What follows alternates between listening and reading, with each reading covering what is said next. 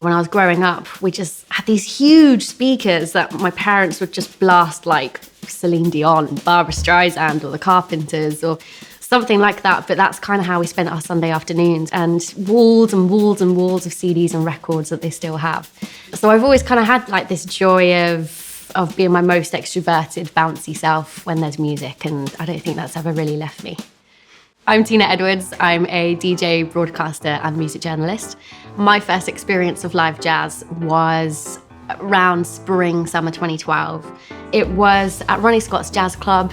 We got there at like 11 p.m. and at 2:45, it was coming close to closing, and I was just absolutely glued to my seat. I was wet behind the eyes. I just felt like I'd found home, and like I could just understand myself a little bit better that night than I ever had before. It kind of set me on a journey of later that week going to FOP in Covent Garden and just using the rest of my student loan on Blue Note albums and just like buying up all this stuff. Yeah, okay, I'll try Charlie Parker and Sonny Rollins and Miles Davis and John Coltrane and just, immerse myself in what the hell I just saw. Retrospectively, now that I know that I have ADHD, I look back on that time, which was 10 years ago, and what I understand it to be is this kind of communication between the music and the way that I think. It was like all of this kind of chaos and noise and busyness in my head was on the stage and in my ears, and it just kind of took this chaos out of my mind and left me with a really calm state. And since then, I've almost used jazz medicinally in a way to look after my ADHD.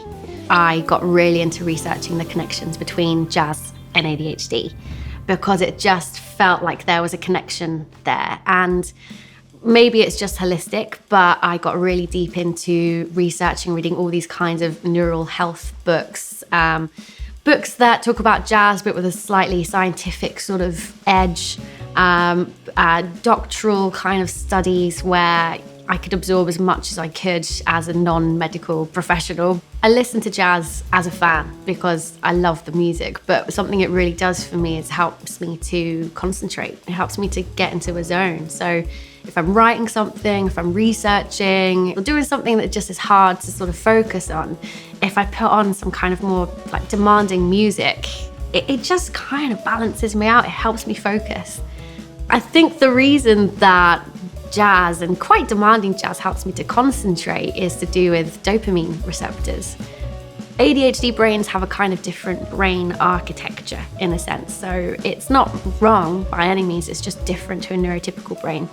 And a lot of it is to do with dopamine release. So people with ADHD struggle to release dopamine in the way that everyone else does. Dopamine helps you to concentrate, it can regulate your mood, it can motivate you. And so when I'm listening to this kind of intense, unpredictable jazz, I feel like it's giving me dopamine hits because it's making me excited, and therefore it's helping me to kind of concentrate and focus.